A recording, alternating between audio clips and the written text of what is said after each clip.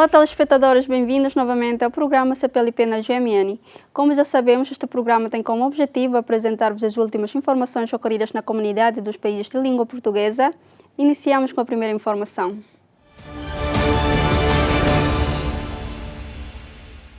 Os imigrantes guineenses votaram em Lisboa com esperança na mudança que leva o país para a paz e para que possa garantir assistência na saúde e educação.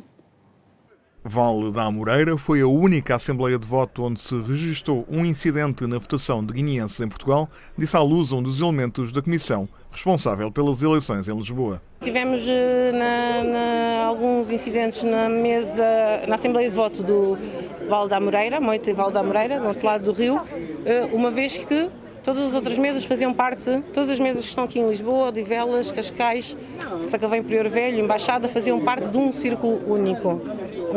Um caderno eleitoral único. No entanto, a Moita e Val da Amoreira têm o seu caderno à parte. Então verificou-se que há nomes de pessoas que se recensearam ali na Moita e Val da Amoreira que deveriam votar somente lá, mas que os nomes não estavam lá e estavam no caderno eleitoral de Lisboa. O que suscitou ali, mas realmente já se ultrapassou essa questão com instruções superiores. Houve alguma confusão, algum episódio a registrar? As pessoas ficaram descontentes? Alguma impaciência, sim, alguma impaciência. Por falta de resposta, mas já está tudo ultrapassado. Mas não há violência nem... Não. Nenhuma das assembleias de voto houve questões de atos de violência ou desacatos, não. Nada. É só realmente impaciência, também se calhar devido à vontade. Como é que resolveram essa situação? Resolvemos através de contactos diretos com o Presidente da Comissão Nacional de Eleições. Na Reboleira, quando faltava meia hora para fecharem as urnas, os representantes da Comissão davam instruções ao Presidente da Mesa para contar as pessoas que ainda estivessem na fila até às 17 horas. Já estive no Val da Amoreira, já estive em Cascais e Odivelas e verifico neste momento que a Reboleira é onde tem mais afluência, onde as pessoas têm aderido mais. E o número de votantes até o momento está em 317. É um dia muito bom, é um dia assim inexplicável por ser a primeira vez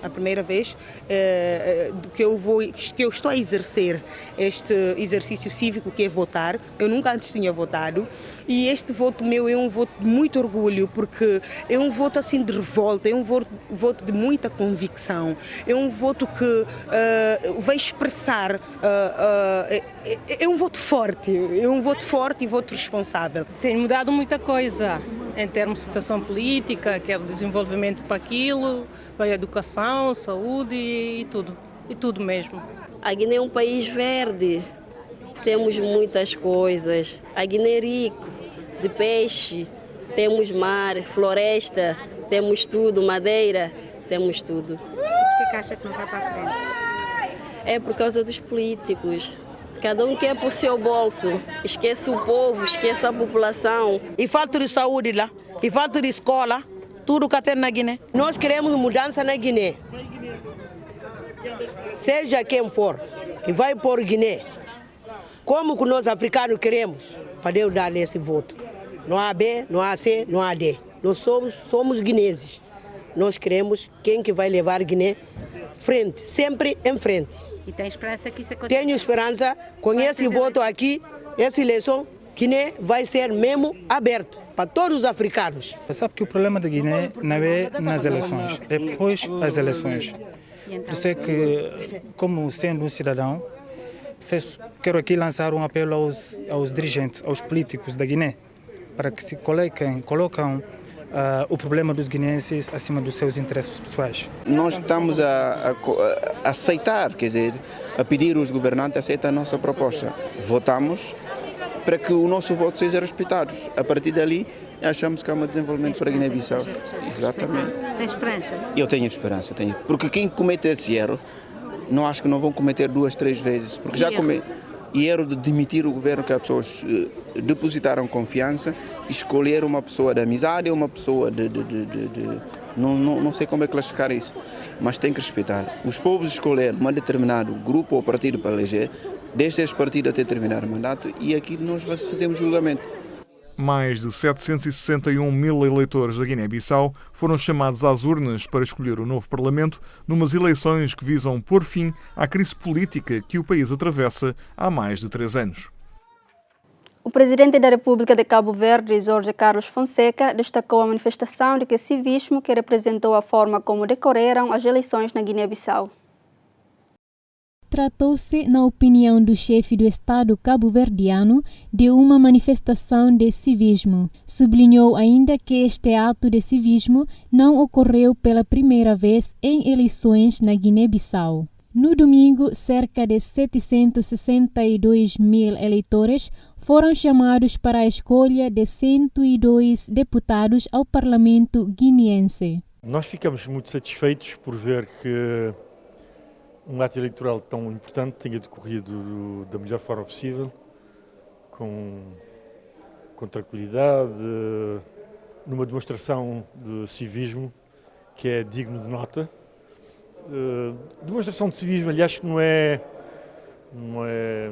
a primeira vez que sucede em eleições na Guiné-Bissau. E, portanto, vamos aguardar agora a publicação, a divulgação dos resultados destas eleições e ver e acompanhar o processo de formação do novo governo, esperando nós que as coisas continuem a correr bem e que os guineenses adquiram de forma definitiva caminhos de progresso social, económico e cultural que bem merecem. A Comissão Nacional de Eleições da Guiné-Bissau divulgou os resultados oficiais provisórios nesta quarta-feira. O presidente português defendeu em Luanda que o seguro de vida do governo foi a sua base de apoio parlamentar e aquilo que fez ao serviço do país. Marcelo Rebelo de Sousa falava na conferência de imprensa final da sua visita de Estado a Angola, na Escola Portuguesa de Luanda. O seguro de vida do governo foi a sua base de apoio parlamentar e aquilo que fez ao serviço do país. Isso é que foi o seu seguro de vida. O Presidente da República jamais pensou questionar a estabilidade da legislatura através de crises políticas ou através de incidentes de percurso, num período particularmente sensível para a economia, para as finanças e para o crescimento económico do país. Depois, as lições que se retiram da cooperação institucional com o Governo, como com a Assembleia da República, eu diria que o facto das pessoas, por virem de áreas diferentes, não é empecilho a que a cooperação institucional seja uma cooperação possível e natural. É evidente, podemos sempre dizer, que o facto de conhecer os protagonistas políticos facilita a cooperação. Não se trata de descobrir de novo pessoas quando se conhece pessoas há décadas. Mas o importante é a ideia de que para o país a cooperação institucional era necessária. Era e é necessária. E que, portanto, sempre que for possível evitar a criação de crises, isso é bom para o país.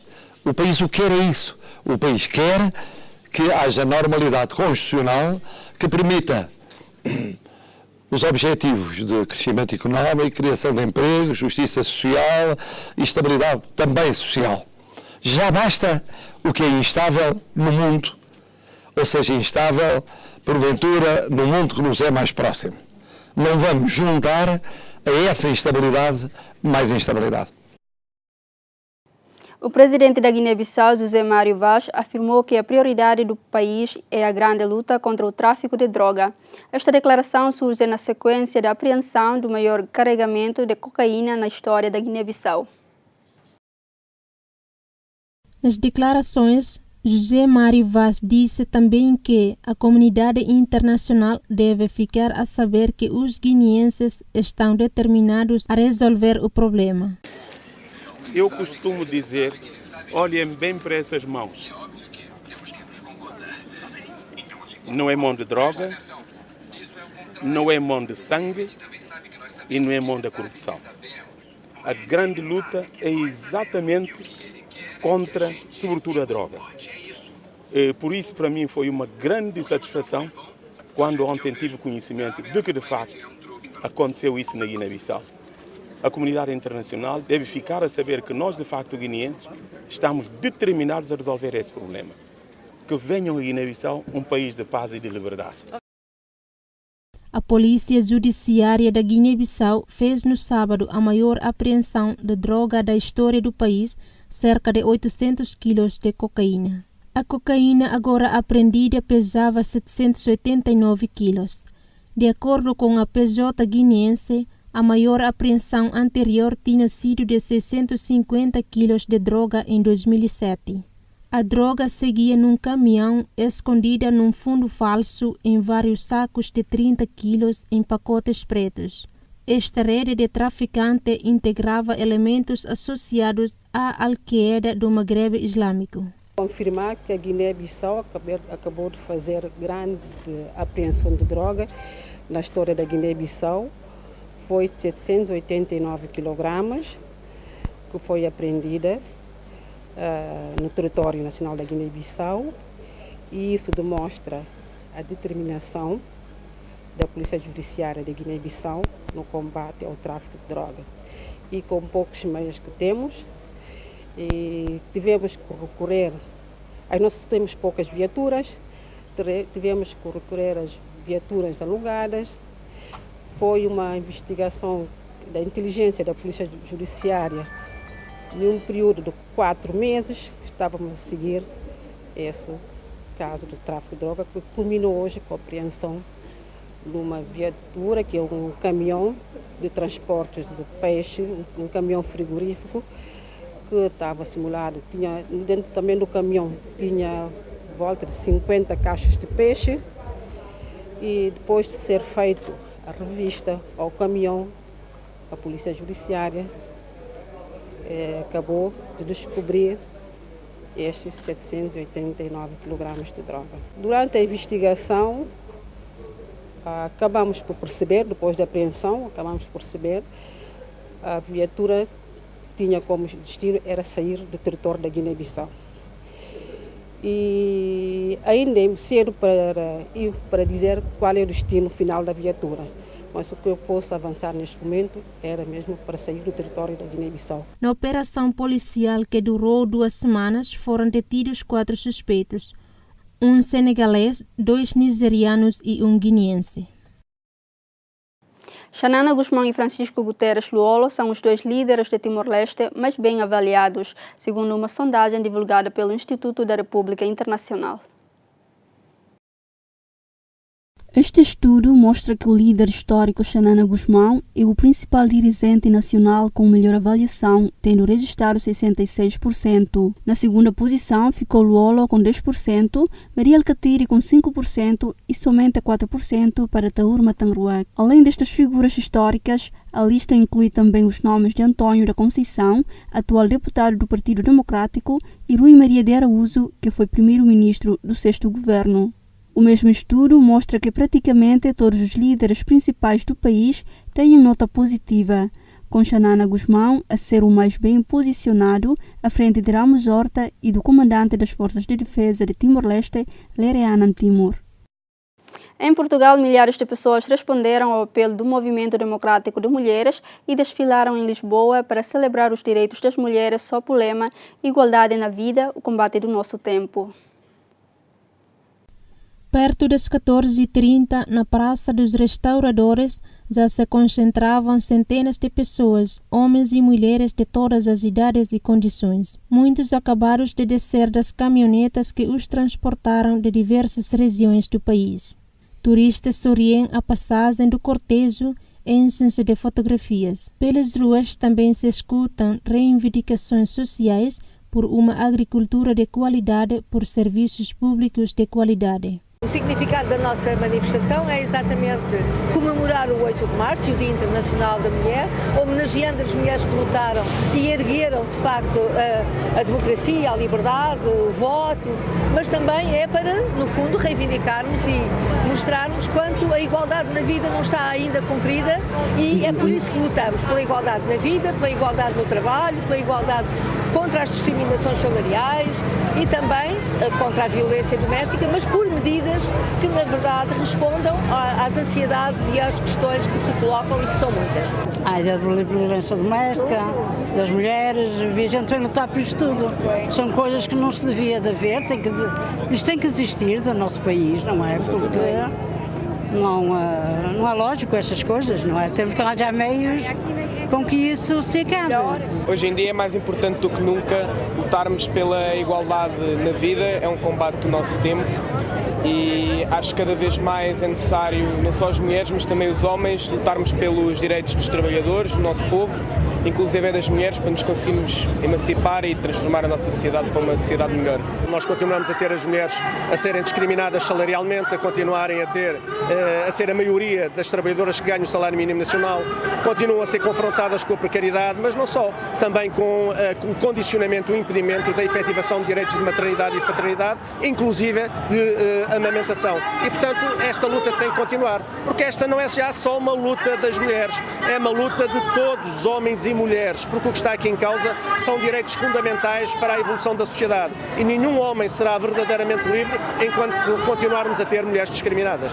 Entre o setor da FEMPROF, Mari Nogueira continua a exibir o crachá da luta central dos professores, 9 anos, 4 meses, 2 dias. Diversos organismos também conotados com o PCP marcam a sua presença, assim como o Conselho Português para a Paz e Cooperação. Ainda uma faixa que surge por entre a multidão, as mulheres são uma revolução dentro da revolução. O Tribunal de Recurso timorense declarou inconstitucional parte das alterações à Lei de Atividades Petrolíferas, nomeadamente a referência ao novo Tratado de Fronteiras Marítimas entre Timor-Leste e Austrália. A decisão aprovada pelos juízes Deolindo dos Santos e Guilherminho da Silva declara a inconstitucionalidade com força obrigatória geral da alteração na lei sobre a definição do tratado. Os juízes deliberaram ainda não declararem a inconstitucionalidade nem a legalidade das demais normas das alterações questionadas pelos deputados. A decisão surge depois de 23 deputados da oposição apresentarem em janeiro ao Tribunal de Recurso um pedido de fiscalização da constitucionalidade de várias alterações à Lei de Atividades Petrolíferas. Os deputados consideravam ir muito para além do seu objeto, violando o disposto na Lei do Fundo Petrolífero. As alterações à LAP são essenciais para que o governo concretize, antes de 31 de março, a compra das participações da ConocoPhillips e da Shell no consórcio do Greater Sunrise, no Mar de Timor. Segundo a fonte judicial do governo, a decisão do Tribunal de Recurso não afeta o processo de compra, que dará a Timor-Leste uma maioria de 56,6% do capital do consórcio. A notificação do acórdão, com a data de 8 de março, aconteceu na segunda-feira no Parlamento Nacional, junto dos 23 deputados requerentes e do Procurador-Geral da República. Em concreto, a declaração de inconstitucionalidade abrange apenas a alteração ao artigo 2º da lei no que toca à definição de tratado. O ministro da Administração Interna de Portugal escusou-se a avaliar a legalidade da realização da manifestação de polícias fardados e as eventuais implicações disciplinares aos elementos da PSP que participem no protesto. Bem, como é sabido, houve um grupo de trabalho que concluiu, um grupo de trabalho sobre o lítio, que envolveu várias entidades, e que, coordenado pelo LNEG e com a DGEC também, que identificou o potencial de lítio em Portugal. Face ao aumento muito significativo da procura nas zonas onde este grupo de trabalho identificou o maior potencial de lítio, foi suspensa a atribuição de direitos de prospecção e pesquisa, para que se pudesse fazer um concurso, dado que a procura era muito significativa e tinha que ser arranjado um método qualquer de triagem e adjudicação.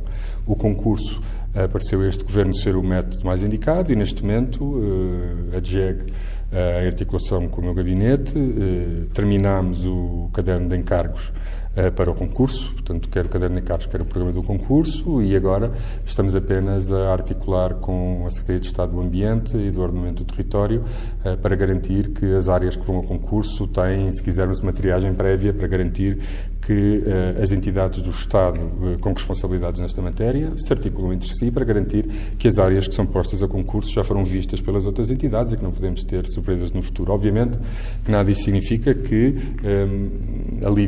um alívio das restrições ambientais, obviamente que a exploração e as concessões continuam a necessitar da avaliação do impacto ambiental e essa manter-se-á. Na altura que vivemos, o lítio é da maior importância porque faz parte da cadeia de valor das baterias e é muito importante para a mobilidade elétrica, e nós queremos posicionar Portugal no centro desta cadeia de valor. Nós não queremos apenas que tirem umas pedras do chão e que o valor acrescentado deste tipo de indústria vá para fora, nós queremos fazê-la cá dentro, daí queremos valorizar a escala para garantir que é possível instalar uma unidade de processamento de lítio em Portugal, porque é aí que reside grande parte do valor acrescentado desta cadeia de valor. A Europa quer instalar toda a cadeia de valor das baterias para os carros elétricos em Portugal. Já há interesse de várias empresas a participar nesta indústria em Portugal, e o nosso objetivo é posicionar Portugal no centro desta indústria de futuro e garantir que Portugal valoriza os seus recursos e que não se limita a exportá-los sem se apropriar do valor acrescentado. Os estudantes do Canal B, o regime especial da Universidade Nacional de Timor-Leste e do Instituto Politécnico de Betano vão novamente aguardar a decisão do Conselho Geral da Universidade. Cerca de 6.798 estudantes da Universidade Nacional e do Instituto Politécnico de Betano continuam a aguardar a decisão do Conselho Geral da Universidade sobre os seus ingressos a esta instituição. O Conselho de Ministros realizou esta terça-feira um encontro extraordinário junto do reitor para se chegar a uma solução. O Conselho de Ministros devolveu, no entanto, a questão ao Conselho Geral da Universidade para que tome uma decisão no que respeita ao número de estudantes do regime especial a ingressar na UNTL. O resultado, nevemos que Liliu liga para o encontro do Conselho de Ministros. No encontro de hoje, o Conselho de Ministros decidiu que não poderia tomar uma decisão final sobre esta matéria. A razão prende-se com o facto de o Estatuto da UNTL prever que a universidade possa convocar uma reunião no Conselho Geral da UNTL para definir a seleção dos estudantes. Se a universidade tiver a possibilidade de receber esses estudantes, o Ministério está disponível para colaborar e encontrar uma decisão coletiva. Segundo o ministro do Ensino Superior, Ciência e Cultura, Longuinhos dos Santos, o Ministério vai apoiar a decisão do Conselho Geral da Universidade. Longuinhos dos Santos reforçou que vai efetuar o supervisionamento relativo à decisão que a Universidade vier a tomar, nomeadamente no caso de a instituição decidir receber todos os estudantes do regime especial. Há uma UNTL, a professora mesmo que é uma UNTL, tem condições. Eu conheço muito bem as condições que a universidade possui. Por isso, o que me preocupa é a qualidade e as infraestruturas da universidade para absorver todos estes estudantes. Como tal, temos de receber os alunos com dignidade. Significa que estes, quando frequentarem as aulas, têm de usufruir de boas infraestruturas. Se no final, o Conselho Geral receber todos estes estudantes, os recursos humanos e infraestruturas adequadas para ver de perto a situação dos estudantes. Recorde-se que as duas partes, o Ministério do Ensino Superior, Ciência e Cultura e a UNTL, efetuaram no passado dia 1 de março um encontro, mas até agora não houve qualquer evolução. Em Dili, as equipas trabalharam durante todo o dia para retirar toneladas de lama arrastadas durante uma forte chuvada no fim de semana na zona de Metiaut, na parte leste da capital timorense. A zona de Metiaut foi uma das mais afetadas pela chuva que caiu durante algumas horas na tarde de domingo e que provocou ceias em vários locais, incluindo no Hospital Nacional Guido Valadares. O fornecimento elétrico foi igualmente afetado, com vídeos de cheias em vários pontos da cidade a serem divulgados nas redes sociais. Os trabalhadores do Estado e de várias empresas privadas foram mobilizados pelo Ministério das Obras Públicas e pelo Instituto de Gestão de Equipamento para se deslocarem ao local das cheias com retroescavadoras e caminhões para retirarem terra, lama e pedras. Luísa Madalena de Jesus Lopes, moradora em Metialto, referiu que a água entrou pela casa dentro, danificando vários materiais e bens. Muita chuva foi? Sim, muita. E entra muita lama na casa? É, sim. Na quarto, na sala. Estraga muita coisa? Sim. A água chega muito alto, Ana? Muito. Ok. Entra em casa de banho, quarto, sala. À frente da sua casa, como noutras zonas de Metialto, as toneladas de lama encheram canais de drenagem, com vários rios a arrastar pedras e lama das encostas. Recorde-se que nos últimos anos foram construídas ilegalmente várias casas e abertas várias estradas. Devido à instabilidade das colinas que rodeiam Metialto, as chuvas provocaram derrocadas de lamas e pedras que se acumularam depois das ribeiras e canais. Segundo fontes do Ministério da Solidariedade Social e Inclusão, várias casas foram afetadas e que eventuais apoios estão a ser estudados depois de um pacto ser devidamente analisado. Nicolau Belo, vice-ministro das Obras Públicas, foi uma das autoridades que se deslocou aos locais mais afetados. O presidente da República de Portugal, Marcelo Rebelo de Sousa, anunciou que a cimeira entre Cabo Verde e Portugal vai decorrer a 11 de abril em Lisboa, com a cooperação entre os dois países.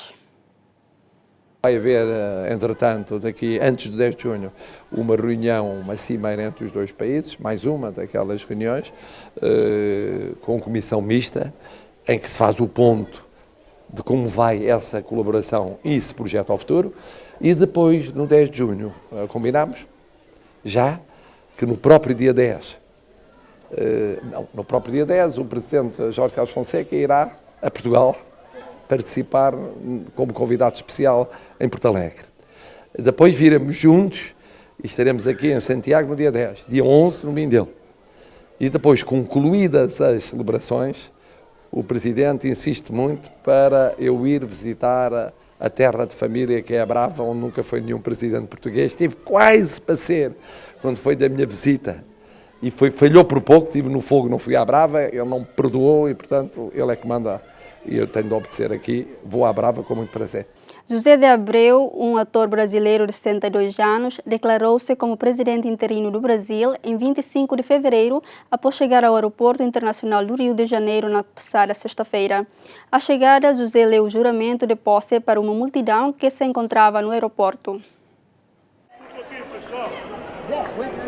Prometo manter, defender e cumprir a Constituição, observar as leis, promover o bem geral do povo brasileiro, sustentar a união, a integridade e a independência do Brasil. O presidente do Brasil, Jair Bolsonaro, sugeriu no início desta semana que José Abreu poderia ser processado por suas ações de acordo com relatórios locais. Em declarações a jornalistas no aeroporto internacional, Abreu disse que não quer ser presidente do Brasil. Processado? Ele falou que vai te processar. Eu vou processá-lo, já tem vários processos contra ele. Ele é apoiador de pedófilo, de torturador. Ele acha ruim um gay enfiar o dedo no ânus, mas ele acha bom o Ustra enfiar rato na vagina de mulheres. Isso ele gosta.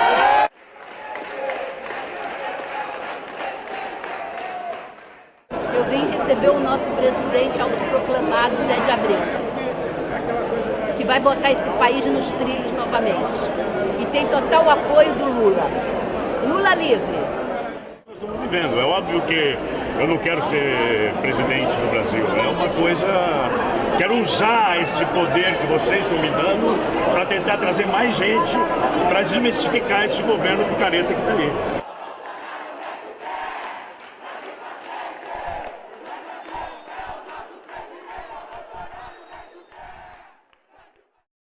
No Brasil, 12 pessoas morreram na sequência do temporal que atingiu a região metropolitana de São Paulo. Segundo o balanço avançado pelo Corpo de Bombeiros, registraram-se até o momento 12 mortos e 4 feridos. 4 pessoas morreram após o colapso de uma casa causado por um deslizamento de terra na cidade de Ribeirão Pires, na região metropolitana de São Paulo. 2 crianças morreram após serem soterradas por deslizamentos de terra, uma na zona sul de São Paulo e outra na cidade de Embu das Artes. As outras 6 vítimas da tempestade morreram afogadas em áreas atingidas por grandes inundações. A tempestade causou enchentes em diferentes pontos da região metropolitana de São Paulo. Vários bairros ficaram completamente cobertos de água depois de alguns rios terem transbordado. Face aos estragos causados pelas chuvas, bombeiros e agentes da Defesa Civil tiveram que recorrer às jangadas insufláveis para resgatar vítimas isoladas. O último relatório do Corpo de Bombeiros indicou que cerca de 78 árvores caíram na região metropolitana devido às chuvas. Embora não tivesse causado vítimas, diversas ruas ficaram bloqueadas em vários bairros da cidade. Ocorreram 76 deslizamentos de terra e 698 inundações em São Paulo e arredores. A previsão é de que as chuvas continuem ao longo do dia e as autoridades locais estão em estado de alerta.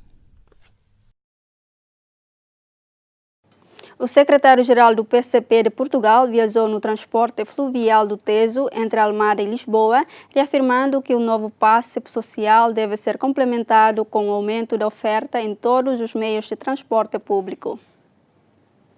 Pela segunda vez no espaço de um mês, o secretário-geral do PCP voltou a atravessar o Rio Tejo no transporte fluvial.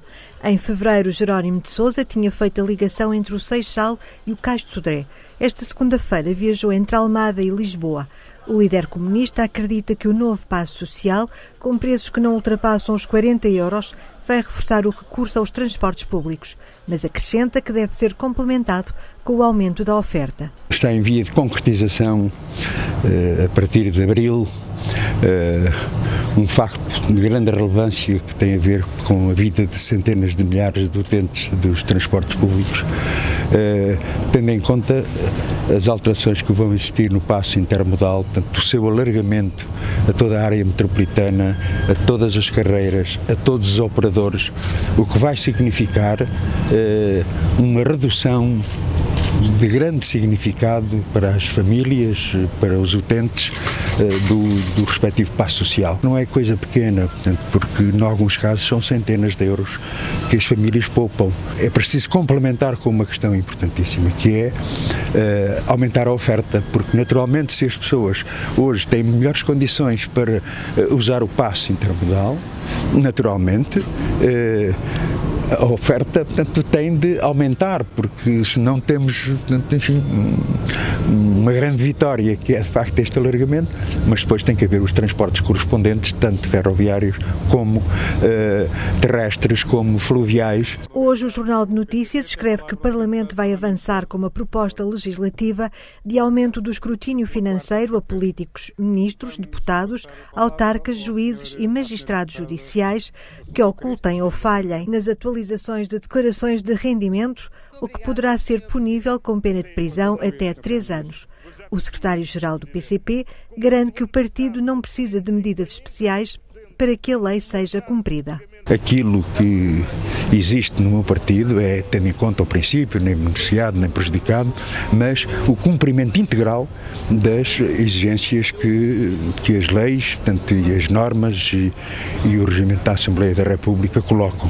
Pela nossa parte, não são necessárias qualquer medidas especiais ou medidas a somar às que existem para que a lei seja cumprida. Seriam medidas que não seriam aplicadas nem são necessárias para o Partido Comunista Português, que aceitamos a exigência da transparência, da seriedade e do cumprimento rigoroso das exigências que a lei e o Tribunal Constitucional colocam. Jerónimo de Sousa sublinha mesmo que todos os deputados eleitos pelo Partido Comunista Português estão em condições de responder à exigência da legalidade e à transparência que têm de existir. Em 2019, a Secretaria de Estado da Arte e Cultura timorense vai criar a Academia de Artes e Indústrias Criativas Culturais. O governo vai negociar também com a Unesco para registrar o Tais de Timor-Leste como patrimônio mundial. Após apresentar o plano da Secretaria de Estado da Arte e Cultura entre 2019 e 2022 ao primeiro-ministro Taur Matanruac, o secretário de Estado da Arte e Cultura, Teófilo Caldas, pretende este ano não só criar uma Academia de Artes e Indústrias Criativas e Culturais, como também elaborar a Lei dos Direitos de Autor. Teófilo Caldas revelou que no ano de 2020 a CEA construirá um centro cultural nos municípios de Baucau, Ermera e Suai. Salientou ainda que será selecionado o Tais de Timor-Leste para se tornar patrimônio mundial. Programa prioridade para 2019 maka kami preparação para estabelecimento Academia Artes e Indústrias Criativas Culturais e segundo o programa prioritário para 2019, a Secretaria de Estado da Arte e Cultura vai criar uma Academia de Artes e Indústrias Criativas e Culturais. Vamos também efetuar a construção da Biblioteca Nacional e implementar o acordo de cooperação com a Unesco. Por último, vamos elaborar a legislação sobre os direitos de autor. Em 2020, vamos criar o Centro Cultural nos municípios de Baucau, Ermera e Suai. A obra está ainda em fase de preparação. Também a SEAC está a proceder aos preparativos para que em 2020 o Tais timorense se candidata a patrimônio mundial. Foram as informações dadas nesta edição. Não se esqueçam de acompanhar o programa CPLP na GMN, às segundas e quintas às 5 horas da tarde e repetição às terças e sextas à mesma hora. Até a próxima.